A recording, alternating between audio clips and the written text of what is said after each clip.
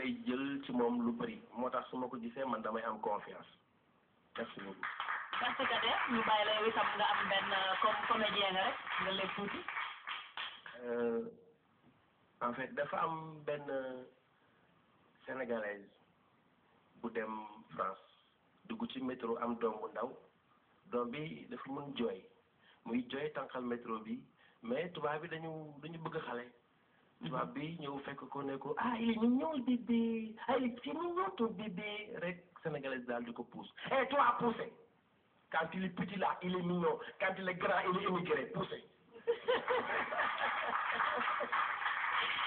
merci beaucoup Kader ñu jàll nag li jërëjëf.